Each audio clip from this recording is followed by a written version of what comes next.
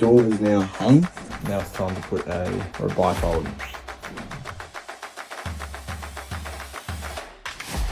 Welcome guys. So today I'm going to be swapping out a laundry door. This one, love it to bits, has got the classic flathead screws. So all I'm doing is using a flathead blade to unscrew it.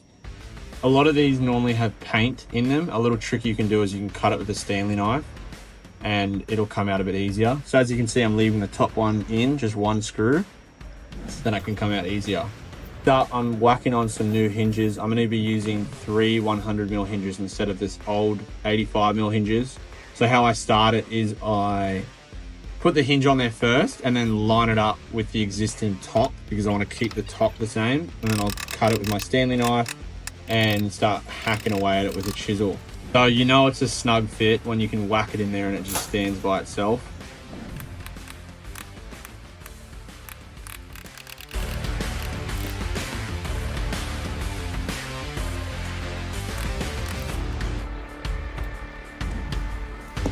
Oh baby, I still got it. This is so satisfying to do.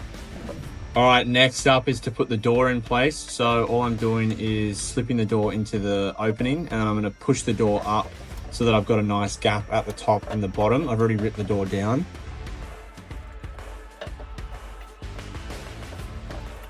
Next up, I'm going to mark where the hinges are on the side. So all I do is mark the top and the bottom of the hinges, and then I'm going to transfer that onto the edge of the door. And a good little tip to do is to write top on your door and also the way that the hinge swings. A little bit later, I'll show you that I kind of fucked this one up. I'm just using the ox door holder and my Makita trimmer to route some hinges into this side of the door.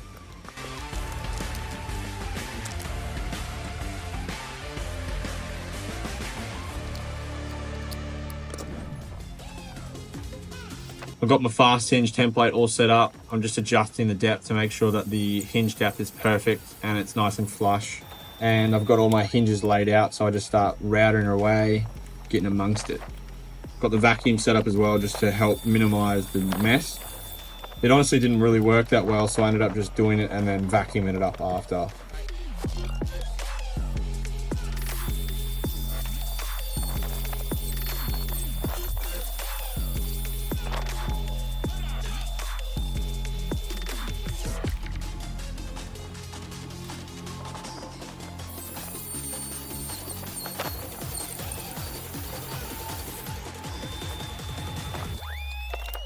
These are pretty sick. They're corner chisels, so you just slide it into the corner and then just whack down and it takes out that rounded edge.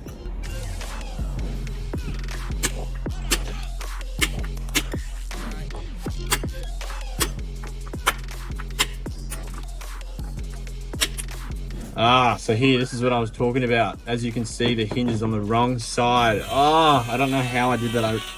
I think I just drew the fucking thing on there wrong. But the good thing about this is I had to plane off like 4mm because the door was too big to fit. So lucky, because this is a timber door, you can't really bog up the wrong side. So all I did is just plane the side of the door down so that it's now going to fit in properly. It actually still needs to be planed down a little bit, but basically I got rid of the hinges where they were, and then all I've done is remarked it. All right, round 2. Now I'm just hanging the door back up. So what I do is I put one screw at the bottom and then I fix all the rest of the screws in place and fix them all off.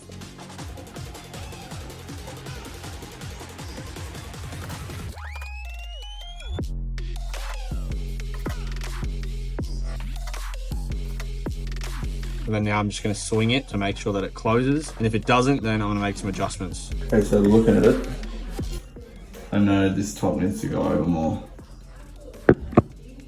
See how the bottom gap's smaller? So that's either this wall's out of plumb, or I need to take more out of the back of this hinge to push it over, and that'll help. Obviously this.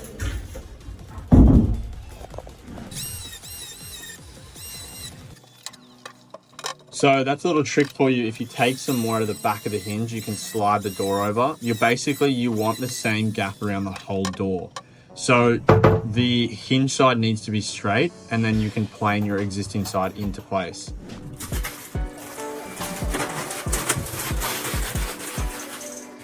Door is now hung. As you can see, I've got my ice caps going the whole way around the door. Now I'm going to work on the lock. So I'm going to use the existing hole that was in the door jamb. So what I have to do is line up the center of the old lock, which is there. Trace the line around here on the door, and then I'll drill my hole through there. This is another way that I like to put on locks. I'll put the plate on there. Well, obviously I'll drill the 24mm hole and the 54mm with the setbacks, and then I'll put my plate on there, screw it in place, and then I'll scribe it with my knife. Start chiseling away. It's so satisfying.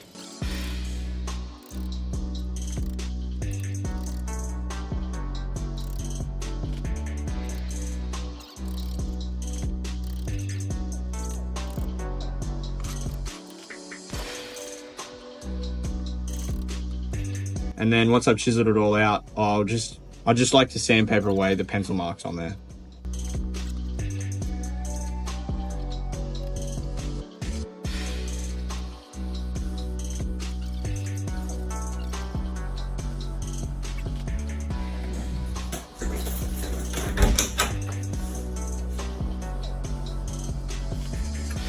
There we go, lovely, all done. Now it's time to put a pivot door here, or a bifold.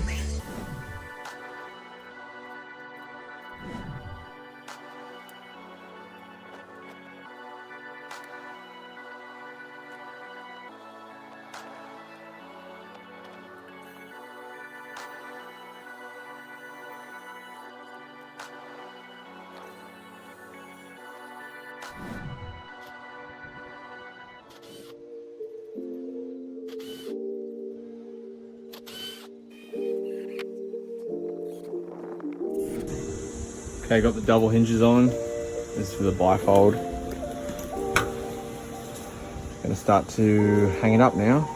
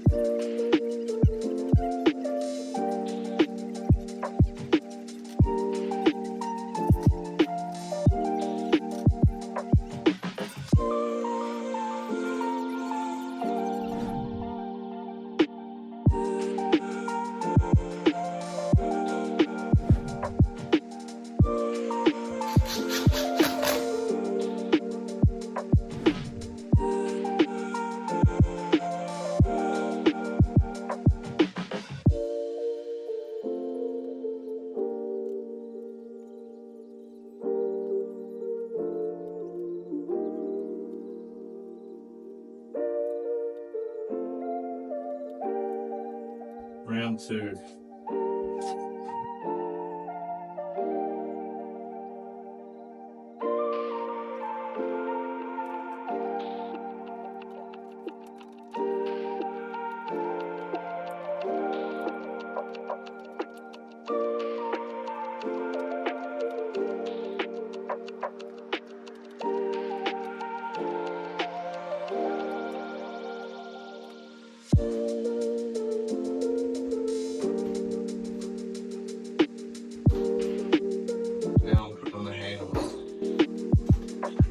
Battery.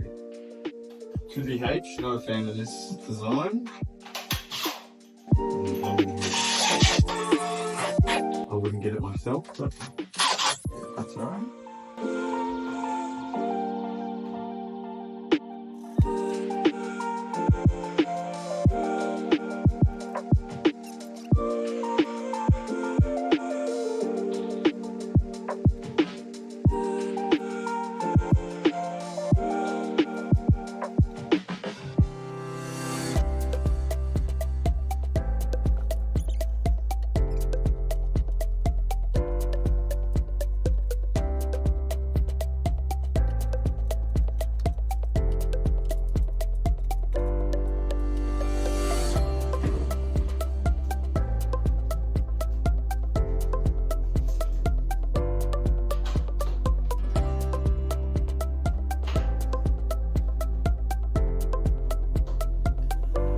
There we go, she's done.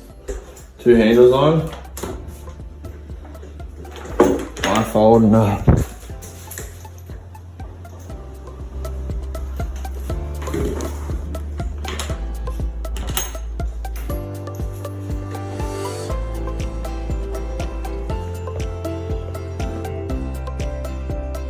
there we go, this one is a bit more frustrating than normal, but we got there in the end. 2 bifolds for you. I want to see if we can put something above that because I don't like that. So you can see the gap up the top. Normal with cavity sliders, you've got this beading that can sit up there and cover it. So I might ask them if they want that as well. Yeah, it says here, where is it? You need a 41 50 mil gap. So that's split in between the bottom. I think the bottom's got 15 mil. That means the top's got around 30. Anyway.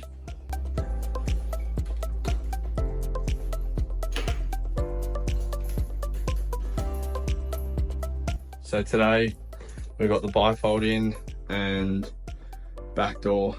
That looks nice. This is all timber. So, you know, there's no bogging or anything. You just have to be like spot on with your checkout. Hand chiseled these out and I used a router for that one. But look at that. You couldn't even tell the difference. Still got it, baby. Thanks for watching, guys. See you in the next one.